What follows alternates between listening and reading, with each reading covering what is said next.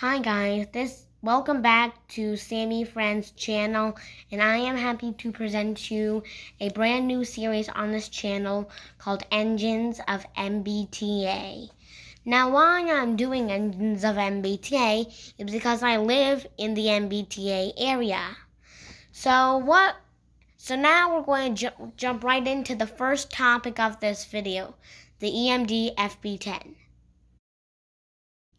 In the early 1970s, passenger rail in America was suffering, and locomotive manufacturers had abandoned passenger locomotives. There were no currently produced passenger locomotives on the market at the time that were equipped with head-end power. The newly formed Massachusetts Bay Transportation Authority, or MBTA, was looking for a spare order of locomotives to use throughout their commuter services. However, the MBTA had a problem, and that problem was that there was no optional locomotives at the time. The MBTA began looking for the next best thing, a rebuilt locomotive. The Illinois Central Gulf Railroad stepped up to produce a rebuilt locomotive for the MBTA called the EMD FP10. This locomotive would be rebuilt from old Gulfmobile and Ohio Railroad F3s and F7s. The rebuilds took place at the Illinois Central Railroad's Paducah, Kentucky shops. I think that's right. So the locomotives would emerge in the MBTA's purple, yellow, and silver paint scheme.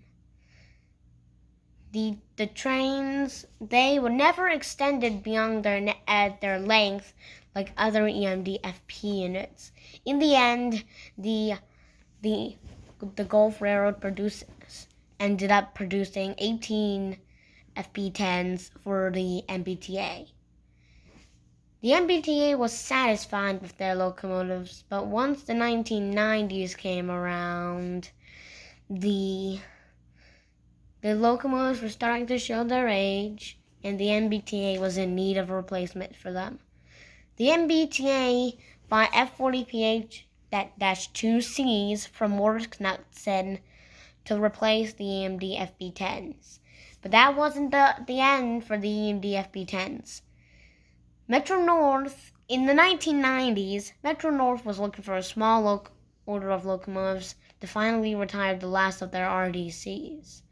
But there was no optional locomotives for them to support Metro-North's needs. Metro-North has some of the lowest clearances in the entire USA. Meaning that F40PHs were off the table.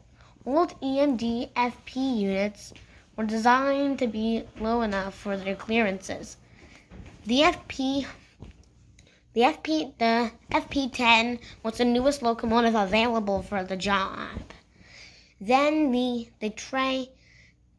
Metro-North began purchased about 4 locomotives from the MBTA to use on diesel shuttles. Metro-North was happy with their locomotives, but they were always looking to replace them. In 2008, that option was the BL20GH, and all of the FP10s were removed from service. 3 Metro-North locomotives were preserved, being 510, I think 512 and 513, if I'm correct. And some of the MBTA rebuilt FP10s went to serve on the Cape Cod Central and various other tourist lines. All the others were scrapped. The MBTA FP10s had a big part of the MBTA's history. They were there when there was no other option from the railroad. And that's the end of the story for the EMD FP10.